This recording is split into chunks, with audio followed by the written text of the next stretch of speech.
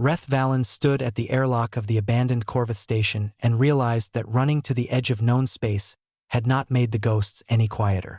The outpost hung in the darkness like a tombstone, its angular architecture speaking of a civilization that had vanished 3 centuries before humanity even discovered fire. Reth had purchased salvage rights for almost nothing, the auction house eager to offload a derelict structure in a sector nobody wanted. Perfect for a man who wanted to disappear.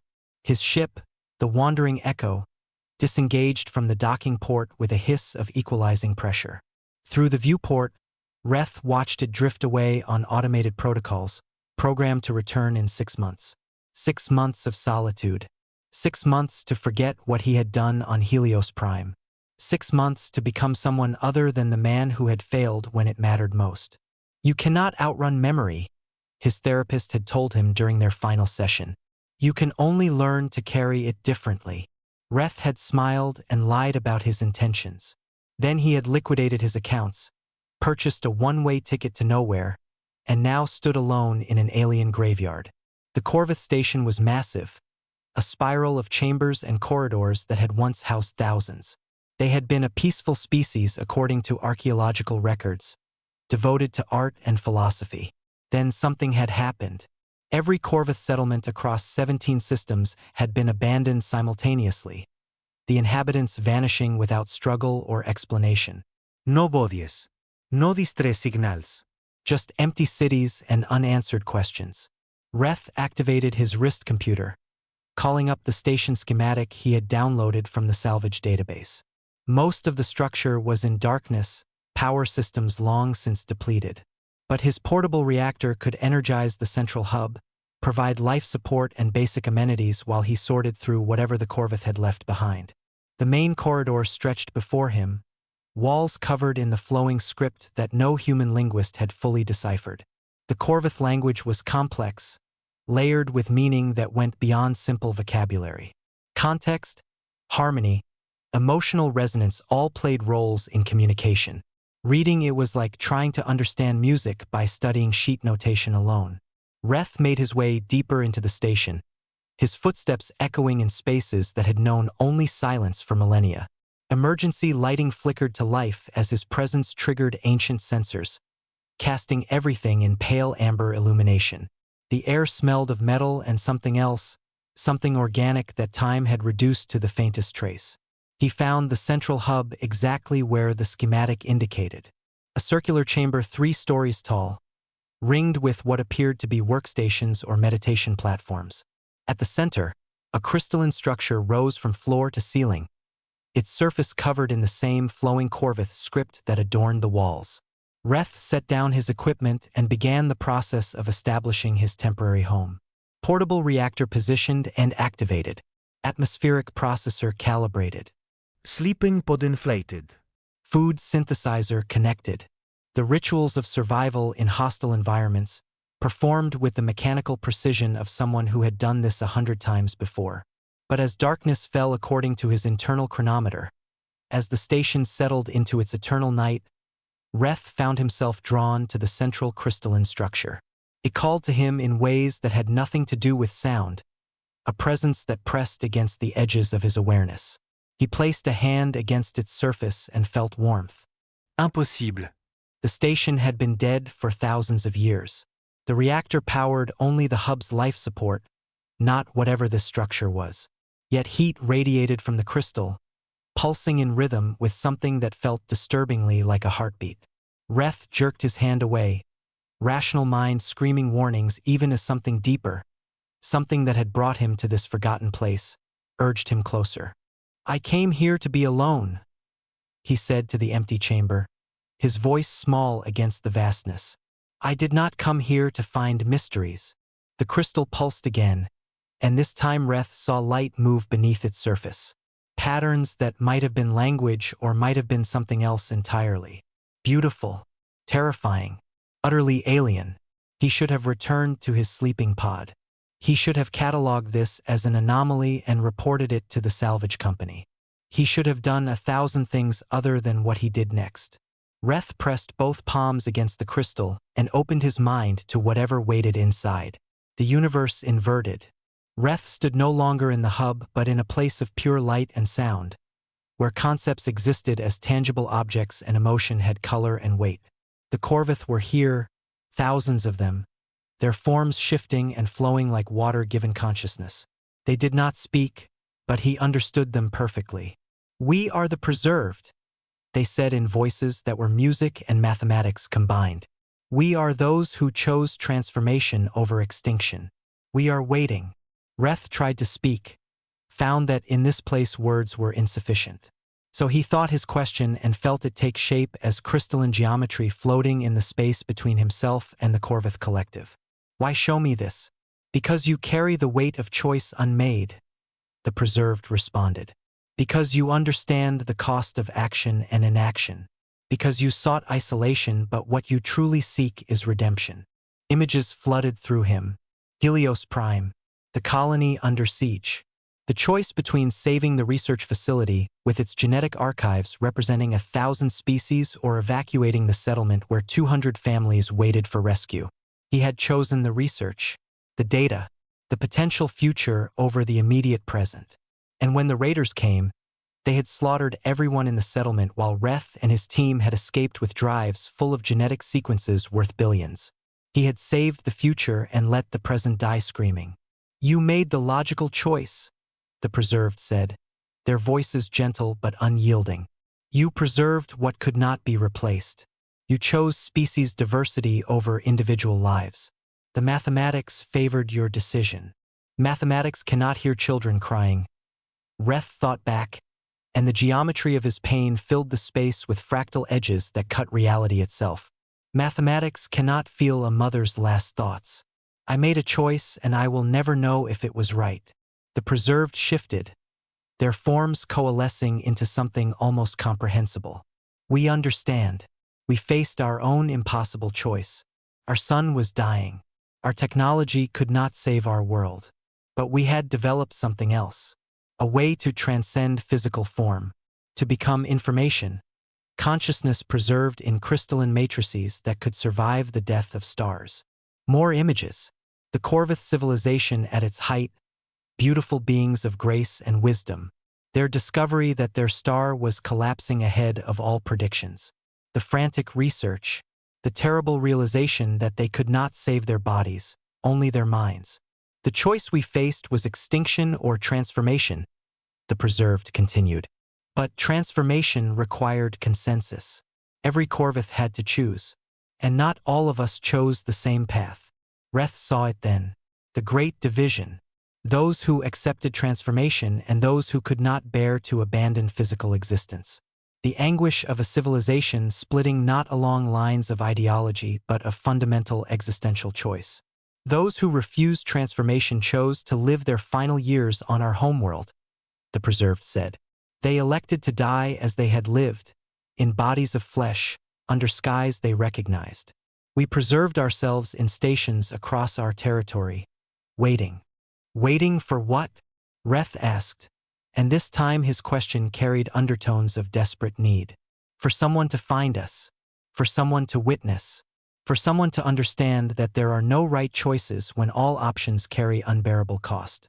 Only choices made with full knowledge of the weight they will require you to carry."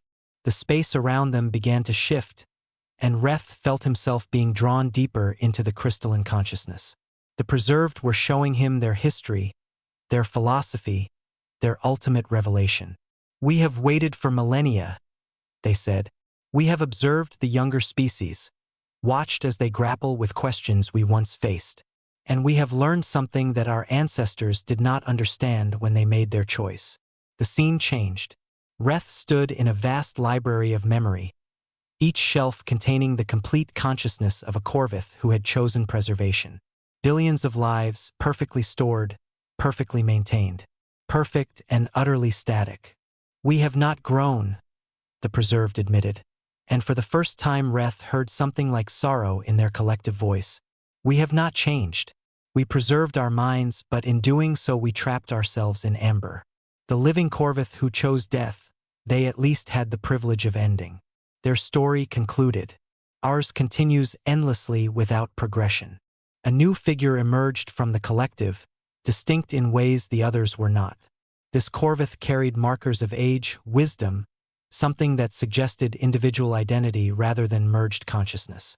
"I am Nethera," the figure said, and her voice carried harmonics that made Reth think of twilight and autumn. "I was the architect of our preservation. I made the calculations that allowed consciousness to be encoded in crystalline matrices. I convinced my people that survival at any cost was preferable to extinction. And I have spent 3,000 years understanding that I was wrong."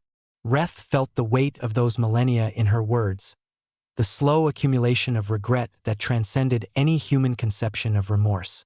"You were trying to save your species," Reth said. "How can that be wrong?" "Because survival is not the same as living," Nethera replied. "We have survived, yes. Our thoughts continue. Our memories persist. But we have created for ourselves a prison more absolute than death. We cannot create. We cannot change. We can only remember what we once were and mourn what we can never become." She moved closer to Reth, her form solidifying into something he could almost recognize as a face. "You carry guilt for your choice on Helios Prime. You believe you value data over lives, potential over present. But you have misunderstood the nature of your decision." "How?" The word emerged from Reth as both plea and challenge.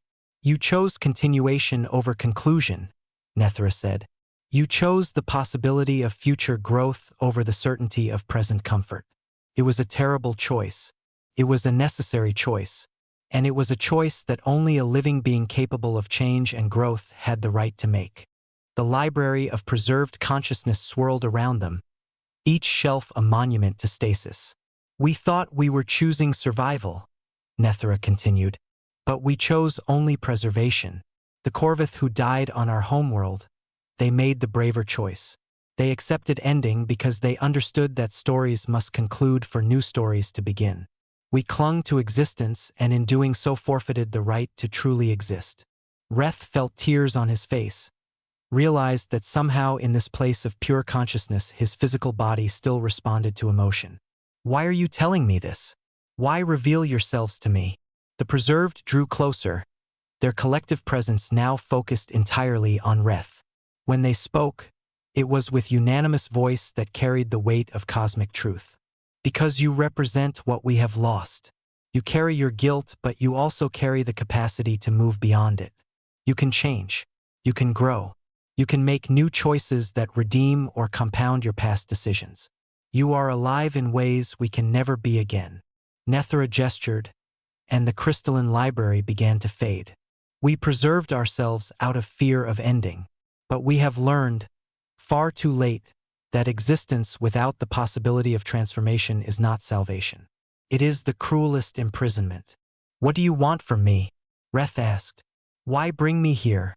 Why show me all of this?" "We want you to witness," the preserved said simply. "We want you to carry our story back to the living universe. We want the younger species to understand what we learned too late. That the fear of death can lead to fates worse than extinction. That choosing safety over growth is not wisdom but cowardice dressed in mathematical certainty." Nethera's form began to dissolve, returning to the collective consciousness. But before she faded completely, she spoke one final time. "You made a choice on Helios Prime that will haunt you forever. Good. Let it haunt you. Let it drive you to make better choices, different choices, choices informed by the weight of what you have carried. That is the privilege and curse of living beings. You get to try again. We do not." The crystalline realm began to collapse, reality reasserting itself with the force of gravity reclaiming a dropped stone. Reth felt himself being pulled back toward his body, back toward the physical station where he had sought escape from responsibility. "Wait!" he called out to the fading preserved. "Is there anything I can do for you? Any way to help you?" The collective consciousness paused in its dissolution, and Reth felt something that might have been gratitude wash over him. "Yes," they said. "Live. Choose. Grow. Fail and try again. Carry your burdens, but do not let them crush you into stasis. Be everything we can no longer be. That is how you honor us. That is how you honor all those who have made impossible choices and carried the weight forward." Then Reth was back in the hub, his hands still pressed against the warm crystal, his body trembling with the force of revelation. The light beneath the surface pulsed once more and then went dark. The warmth faded. The presence that had seemed so overwhelming withdrew into silence. He stood alone in the abandoned station, but something fundamental had changed. The ghosts that had driven him to the edge of known space were still there. The children of Helios Prime still cried in his nightmares. The faces of those he had chosen not to save still haunted his waking hours. But now he understood something he had not grasped before. The Corveth Preserved had shown him the alternative to carrying that weight. They had shown him what happened when guilt became paralysis, when fear of further failure led to the complete abdication of choice. They had preserved themselves into irrelevance, choosing the certainty of static existence over the terrible freedom of growth and change. Reth would not make that mistake. He moved to his communication array, the one he had intended to keep silent for 6 months. His fingers danced across controls, establishing connection with the relay network that would carry his signal back to inhabited space. It would take weeks for his message to reach anyone who mattered, but that was acceptable.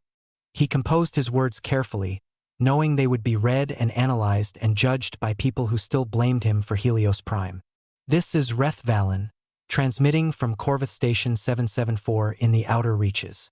I am requesting immediate contact with the Genetic Archive Committee and the Helios Prime Survivors Coalition. I have information regarding the Corveth civilization that has implications for both groups. More importantly, I have a proposal. He paused, gathering courage from the memory of beings who had waited 3,000 years to share their warning. I made a choice on Helios Prime that prioritized genetic data over immediate lives. That choice was calculated, defensible, and absolutely devastating to those who suffered its consequences. I cannot undo what I chose, but I can choose what happens next. The words flowed now, carrying conviction born from crystalline revelation. I propose the establishment of the Helios Prime Memorial Archive, a facility that will use the genetic data I saved to create a living monument to those who died. Ecosystem restoration on colony worlds.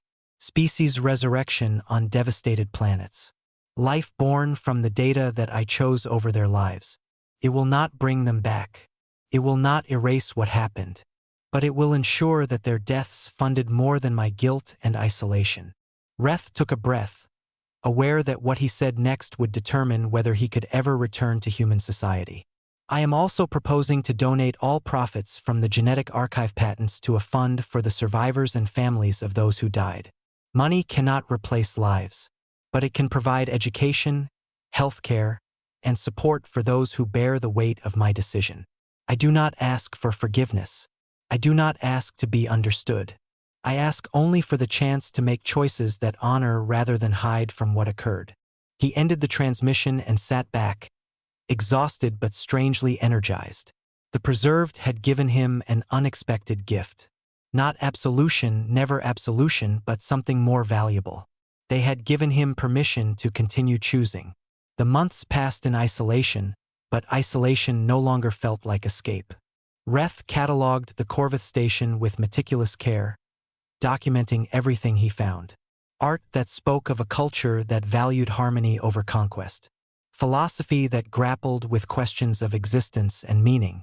Technology that had allowed consciousness to transcend biology but could not grant the transcended minds the ability to truly live. He wrote extensively, compiling his encounter with the Preserved into a comprehensive report. Not just the technical details of their crystalline matrices, but the philosophical revelation they had shared. The warning they had spent millennia waiting to deliver. Responses to his transmission began arriving in the 4th month. The Genetic Archive Committee was interested but cautious. The Survivors Coalition was angry, suspicious, demanding proof that this was not merely another attempt at reputation rehabilitation. Reth provided everything they asked for.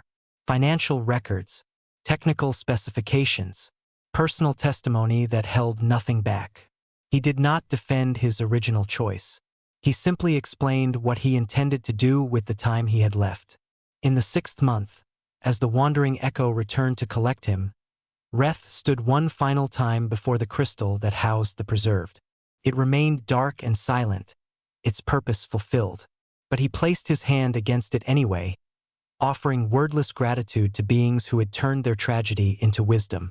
"I will not waste what you gave me," he said to the silent crystal. "I will carry forward. I will choose and fail and choose again. I will honor you by being everything you can no longer be."